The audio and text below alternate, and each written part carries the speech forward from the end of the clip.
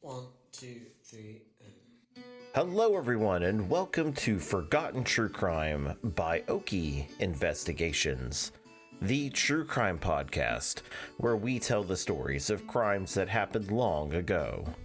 If you're a true crime fan, make sure you subscribe to the podcast. That way, when we have new episodes, you will be the first to know. Also, check us out on our Facebook page, Oki Investigations, and our blog, truecrime.blog. That's where we're going to post many of the cool things that we found for each episode. This episode, The Visitor, has a lot of exciting stuff for you to dig into. Make sure you go there and check it out. Parts of the story may contain opinions and speculations and should be taken as such. These stories depict violent crimes of all types and may be a trigger for some listeners. Listener discretion is advised. We are in the month of February, the month of love. We decided to start an annual event called Be Mine. This will feature true crime stories of love and loss. Many of these stories do not feature a happily ever after, but rather full of misery forevermore. I hope you all enjoyed this story so far. I really enjoyed writing it. It's one of those stories that's kind of occupied my mind ever since I started researching it, which is a great thing. That's definitely, for me, a showing of a good story, I guess. But I'm not going to take too much time here with the introductions. Let's get into the story. In part one, we've narrowed down the list of two suspects. One of them, Professor Snook, who detectives have zeroed in on.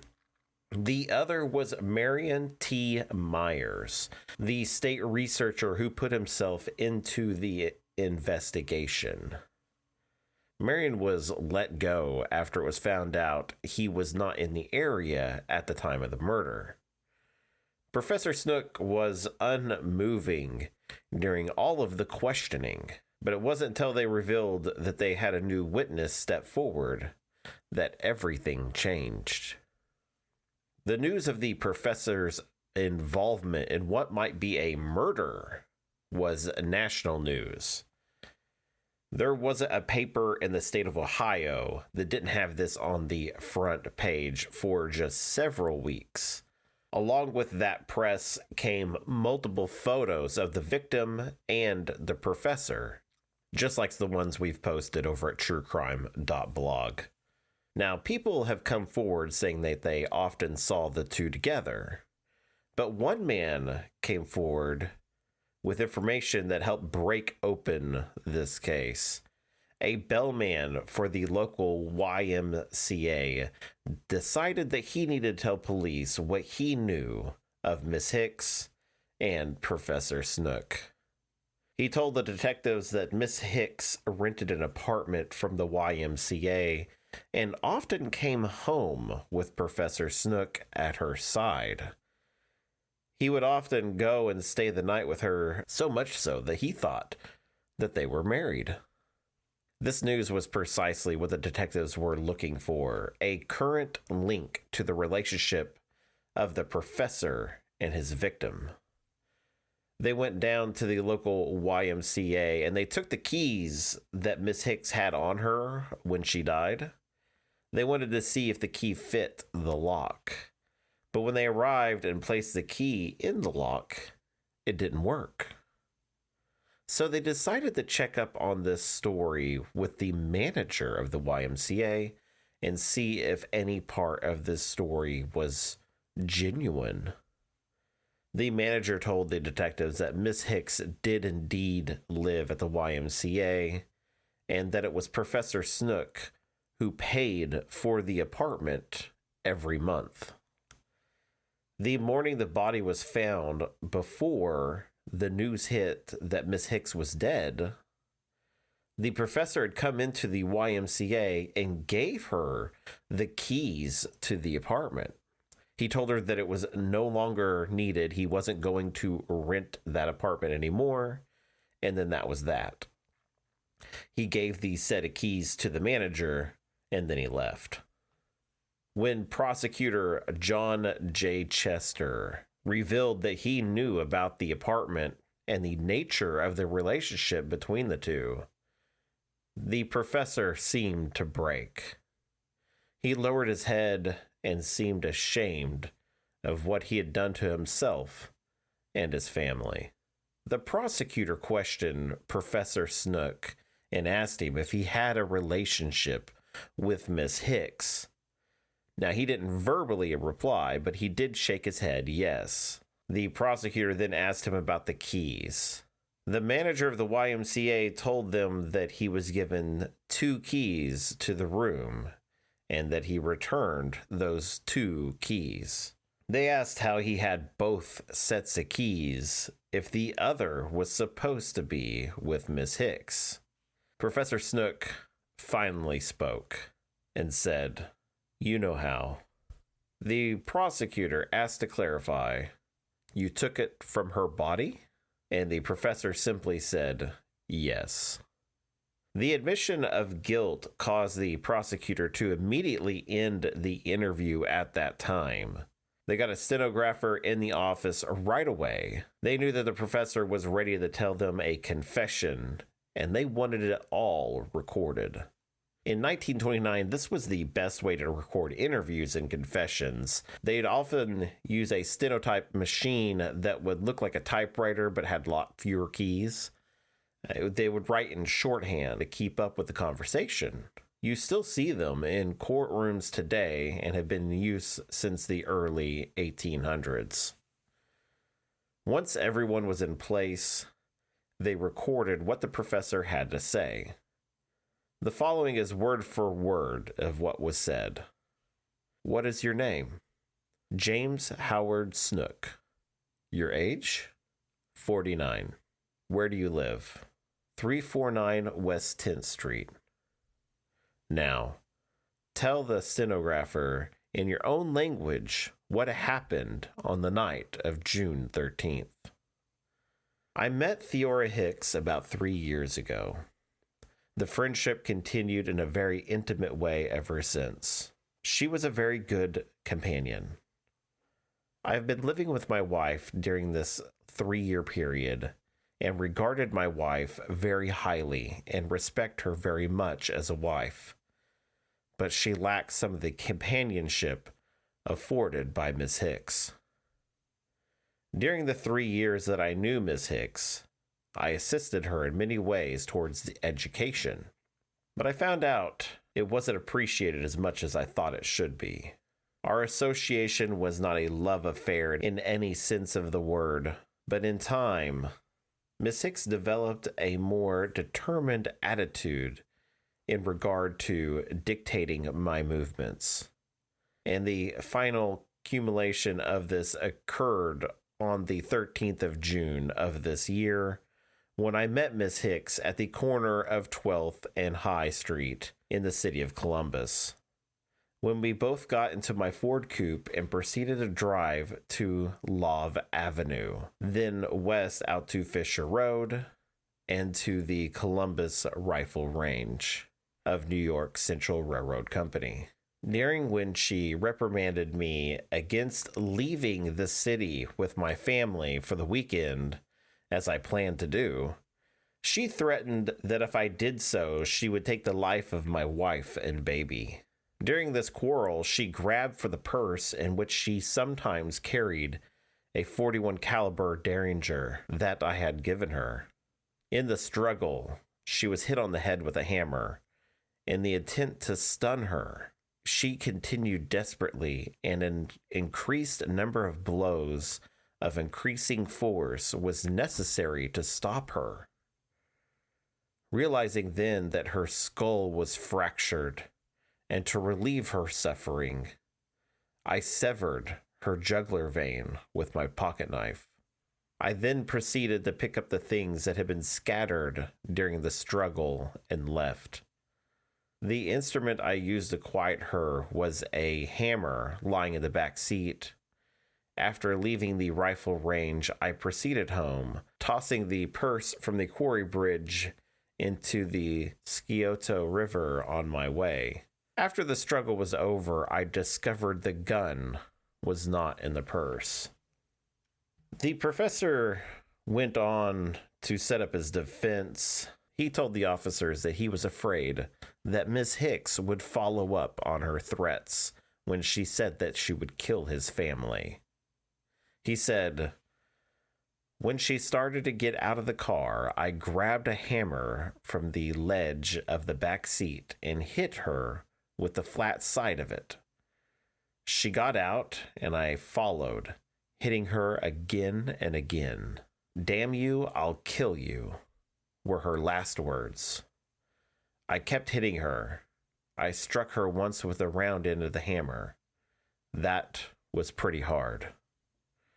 She was unconscious and then suffering. She had my sympathy. I didn't want to hit her anymore. I hated to do that. She was lying on her back and moaning slightly when I took out my pocket knife and cut her jugular vein. Her handbag and keys came out of the car in the struggle. The wound she had on the abdomen and the back was machine cuts. She got them when she fell against the car." He then described returning home in a haze. He sat in the dark in his kitchen, thinking of his actions when his wife came down to check on him. She didn't see the blood all over him because it was just too dark. He changed, went to bed, but really didn't sleep. The next day, he pretended as if it just didn't happen and didn't know that the body was found until it hit the news. A grand jury was assembled listening to the evidence at hand. On June 22nd, they decided to indict Professor Snook on first-degree murder charges. They believed that there was enough for first-degree murder because the confession that he slit her jugular vein. The hammer blows were in response to the danger that the professor thought himself to be in, but it was the act of killing her when she was subdued that made this a possible murder. On June 24th, 1929, Professor Snook and his attorneys attended the first hearing before the trial. They would first need to know how the professor intended to plea. The professor admitted his guilt and said that he would plead guilty, but he could change his mind. This was not unexpected by the state. They knew from his confession that he was trying to make it look as if he had to kill her to protect his family. He might also explore other avenues, the temporary insanity plea. This is the "I snapped and I lost my mind when this happened. I had no control over my actions." It was slightly suggested that when the professor spoke about the hammer blows, he felt as if he had to protect everyone. He did it so he could protect his family. So since they expected it, the state had already set up an interview the next day for Professor Snook with 3 doctors. They would each examine his mental and physical health. They spent most of the day with the professor. They took a blood sample to examine and had a complete series of tests done. By the end of the day, they could soundly say at the time that the professor was sane. They just had to wait for the blood tests to be examined, which at this point in time could take weeks. In response to this, the defense hired their own medical team to examine the professor as well. They also asked for a change of venue, and they wanted a trial date pushed back. It was set for July 22nd, just a little over a month after the murder. This was denied by the court. The judge stated he didn't believe that anything could be gained by delaying the case. There were no more fact findings. There was no reason to really wait. But the defense had another trick up their sleeve. If they changed their plea to not guilty for the reason of insanity, the court would have no choice but to delay due to having to further judge the sanity of the professor at the time of the murder. The state's findings at this point weren't the official word for the court. The judge, who wanted no delays, called both sides into his chambers to discuss what they would do. The judge ordered that the professor be examined again before the trial starts, and that would cause little to no delay if they worked over the weekend. Both sides agreed, so the weekend before the trial was to have started, 3 more doctors came in to examine Professor Snook. By Monday morning, their findings were that, well, he was sane. So Professor Snook changed his plea to not guilty. He acted in self-defense. They also stated that he had emotional insanity. He was just overcome with his emotions, which led to Miss Hicks's death. The trial began on August 3rd, 1929. After the jury selection had ended, they had one delay when a juror got sick, but they were able to replace her quickly. The state first called the state doctor who performed the autopsy on Miss Hicks. He stated that he believed that this was premeditated murder, something that the defense jumped on right away. They asked him to prove that statement from his findings. The doctor pointed out the professor cut her throat to end the suffering of damage that he caused her. They called the owner of the cleaners where Professor Snook got his suit cleaned and that had bloodstains on it. They testified that the professor brought it in the morning after the murder. They called several witnesses, including one that came forward that had seen Ms. Hicks with someone in the parking lot of the rifle range on the night of the murder. They appeared to have been fighting at the time. He said he didn't stop because he had his daughters with him. He didn't think about it until the news of Miss Hicks's death was published. He waited to report on what he had seen because he just didn't want to be involved. This was important because, according to the confession, Miss Hicks didn't get out of the car for very long without being hit over the head with a hammer. This eyewitness showed that there was more to the story from what the professor was willing to admit. Then the state revealed that they did some really odd tests. You see, they started the theory that the professor drugged Miss Hicks and then killed her.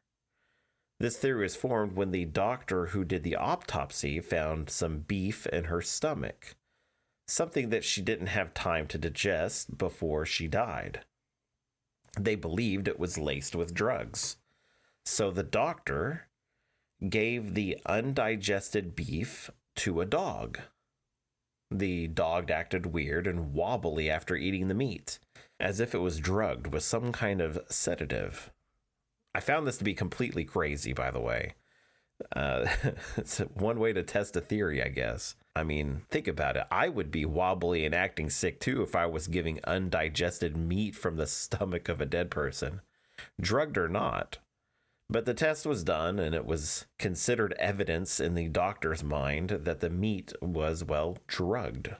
Then the newspaper writer, who also gained a confession from the professor, also testified of what he was told. The defense challenged this because it was taken while the professor was under duress, but the judge allowed it to give a complete picture of the confession. The defense called character witnesses to the stand. They had Mrs. Snook and the professor's mother to testify what kind of person he really is. They then called Professor James Snook to the stand. He testified to his entire life story, how he met Miss Hicks, and how they fell in love with each other. They had an understanding that they would see each other for physical pleasure, not much more. He told a story of how Miss Hicks began experimenting with drugs and became addicted to them. He told of the night that she died and recounted of what happened. how she threatened the life of his family and that he believed that she had her gun on her. He taught her how to shoot, and she was good at it. He was an Olympic gold medalist for shooting, and he knew what he was talking about.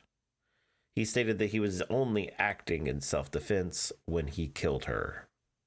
The case was handed over to a jury. They had come back with the decision in record-breaking time. Within 30 minutes, they found their decision. They found Dr. James Snook guilty of murder in the first degree. They fixed death as his sentence.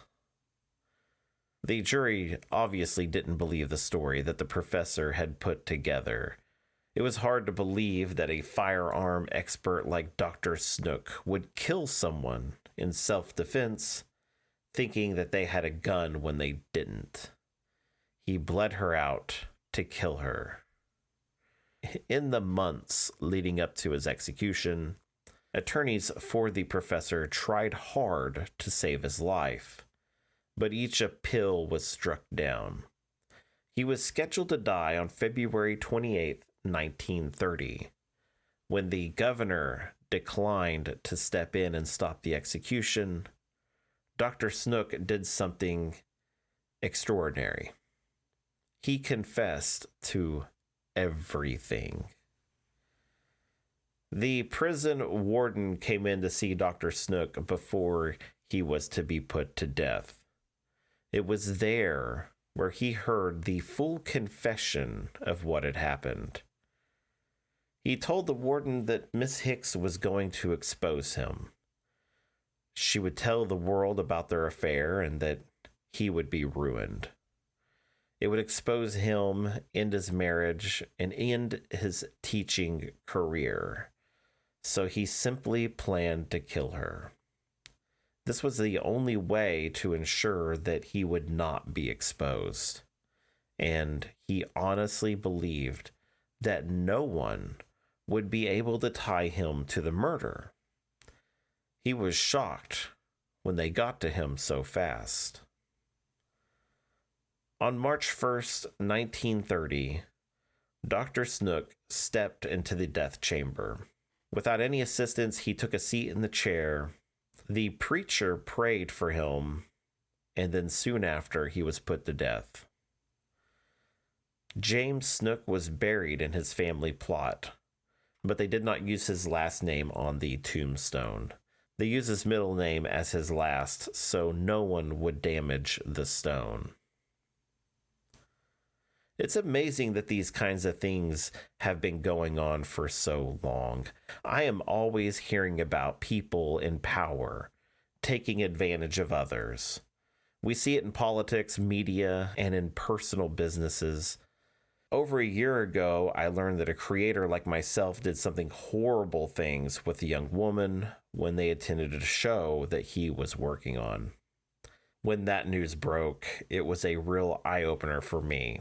You just never know who someone is until it's too late. Anyways, I hope you all enjoyed this series. It was incredible to research. Make sure you rate the podcast and share it with a friend. We want to grow and provide more content, and the only way we can make that happen is with your help. You can follow me in my exploits by following me on social media. The links are in the description. I hope you all have a great week, and I'll see y'all next time. See ya.